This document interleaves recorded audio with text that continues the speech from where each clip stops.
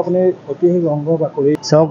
অসমৰ জাতীয় জীৱনৰ ইতিহাসত 7 এপ্ৰিল তাৰিখটো অতি গুৰুত্বপূৰ্ণ 1979 চনৰ 7 এপ্ৰিলৰ দিনাখন ঐতিহাসিক ৰংঘৰ বাকৰিত স্বাধীন অসমৰ সপোন বুকুত বান্ধি এছাম তৰুণে সংযুক্ত মুক্তি বাহিনী অসমৰ জন্ম দিছিল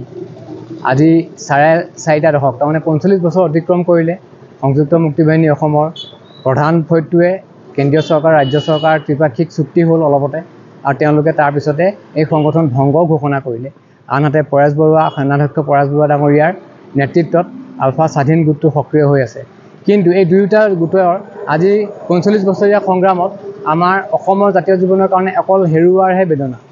দেখে আজি আমাৰ দেখা গ'ল যে সামৰিক অসামৰিক মানুহ পুলিচৰ মানুহ আৰু আমাৰ জেনেৰেল মানুহ আৰু বিপ্লৱী সংগঠনৰ নেতা যুৱক এই সকলো আজি দীৰ্ঘ 25-30 বছৰ ধৰি পেলাই প্ৰায় আপোনাৰ চৰকাৰী হিচাপত 15,000 আৰু আমাৰ বেচৰকাৰী হিচাপত 42,000 মানুহ এইখন অসমত মৃত্যুবৰণ কৰিলে বোমা বিস্ফোৰণত কোন কেনেকৈ মৰিলে কিছুমানৰ আজিলৈকে চিনাক্তকৰণো নহ'ল ইমান এটা বেদনা গধুৰ অৱস্থাত আমাৰ জাতিয়ে হেৰুৱাবলগীয়া হ'ল কিন্তু আমি পালোঁ কি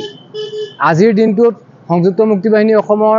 সতীৰ্থসকলে প্ৰাক্তন সদস্যসকলে ইয়াত শ্বহীদসকলৰ স্মৃতিত এগছি বন্তি জ্বলাবলৈও আহিবলৈ সময় নাপালে আজি অতি চকুপানী টুকিবলগীয়া আমাৰ জাতীয় জীৱনৰ কাৰণে দিন আৰু আপোনালোকে দেখিছে আজি বা কিছু বছৰ আগতে 7 এপ্ৰিলৰ পুৱতি নিশাৰ পৰা নিশালৈকে ইয়াত কটকটীয়া নিৰাপত্তা থাকে আজি কিন্তু ইয়াত একো নাই তাৰমানে আজি সেই গীতত কোৱাৰ দৰে ৰংঘৰ আছে চকুপানী নিঃশব্দে পৰি আছে আমাৰ জয়া তীৰ্থ পৰি আছে চকুপানী জাতীয় জীৱনৰ এই কৰুণ অৱস্থা প্ৰতিটো ৰাজনৈতিক দল আমাৰ দেশৰ তেখেতলোকে আমাৰ দুখীয়া শ্ৰেণীৰ ৰাইজৰ কাৰণে লৈ পেলাই সদায় পাশা খেল খেলি আহিছে অসমৰ জাতীয় জীৱন আৰু ভাৰতৰ জাতীয় জীৱনৰ কাৰণে সমগ্ৰ মা ভাৰতী আই অসমীৰ কাৰণে আজিৰ পৰা এটা নতুন দৃঢ় সংকল্পৰে আমি এটা দল গঠন কৰিবলৈ চেষ্টা কৰিছোঁ আৰু এই দলৰ প্ৰথম শুভাৰম্ভণি আজি প্ৰাণ প্ৰতিষ্ঠা কৰিছোঁ আপোনালোকে দেখিছে পবিত্ৰ প্ৰাণ প্ৰতিষ্ঠা সংস্থাপনা দিৱস নিখিল অসম নব্য জনগণতান্ত্ৰিক সমাজবাদী স্বৰাজ পাৰ্টি আজি আপোনালোকক আমি জনাব খুজিছোঁ স্বৰাজ 1947 চনৰ যিখন আমাৰ পবিত্ৰ স্বাধীনতা সংগ্ৰামৰ পিছত আমি স্বৰাজ পাইছিলোঁ সেয়া ক্ষমতা হস্তান্তৰ বুলি কোৱা হয় সেই স্বৰাজৰ সুফল আজিও নাপালে সেয়েহে বিষ্ণুৰাভাদেৱে কৈছিলে যে ৰাজ্যে আছে দুটি পথা এটি কালু এটি চাদা ৰাজ্যে যদি মংগল চাও দুইটি পথাৰে বলি দাও আমি সশস্ত্ৰ পন্থাৰ কথা কোৱা নাই আমি নব্য গণতান্ত্ৰিক জনগণতান্ত্ৰিক সংগ্ৰাম এখনৰ কথা কৈছোঁ আৰু স্বৰাজ সংগ্ৰাম আপোনালোকক জনাবলৈ পাই আজি আপোনালোকৰ মাজত যদি ভাল পাইছোঁ অসমৰ ভাৰতবৰ্ষৰ সাম্প্ৰতিক সময়ৰ ৰাজনীতিৰ চাণক্য বুলি যাক কোৱা হয় তেখেত হৈছে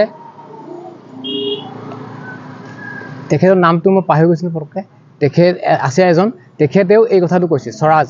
গণস্বৰাজ জনগণৰ স্বৰাজ যিহেতু স্থাপন নহ'ল 1947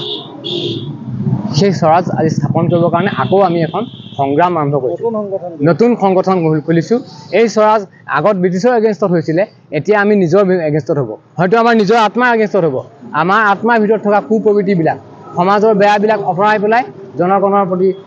মৰমৰ কাৰণে জনগণৰ মুকুতিৰ কাৰণে যিখন সংগ্ৰাম হ'ব এই নব্য জনগণতান্ত্ৰিক স্বৰাজ পাৰ্টি আজিৰ পৰা গঠন কৰা হ'ল বুলি মই ঘোষণা কৰিছোঁ কি কাম কৰিব আমি এয়া কৈছোঁৱেই আমি অকল নিপীড়িত শ্ৰেণীৰ জনগণৰ কাৰণে আমি তেখেতলোকৰ অন্যায় অনীতি দুখ বেদনা দূৰ কৰিবৰ কাৰণে আমি চেষ্টা কৰি যাম আৰু সংযুক্ত মুক্তি বাহিনী অসমে সক্ৰিয় ৰাজনীতিৰ পৰা আঁতৰি থাকিছিলে আৰু সেইকাৰণে তেখেতলোকে পিছত মনে মনে সক্ৰিয় ৰাজনীতিত অংশগ্ৰহণ কৰি অংক কৰিছিলে আমি কিন্তু সক্ৰিয় ৰাজনীতিটো অংশগ্ৰহণ কৰিবলগীয়া হ'লে কৰিবলৈ প্ৰস্তুত আছোঁ যদিও এতিয়ালৈকে আমি ৰাজনৈতিক দল হোৱা নাই ভৱিষ্যত সময়ত আমি ৰাজনৈতিক দল হিচাপেও আত্মপ্ৰকাশ কৰিম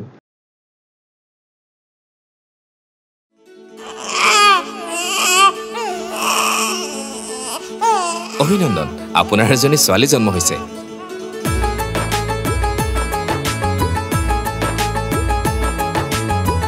লাহি পাহি এজনী পৰি আহিলে ঘৰখন উজলি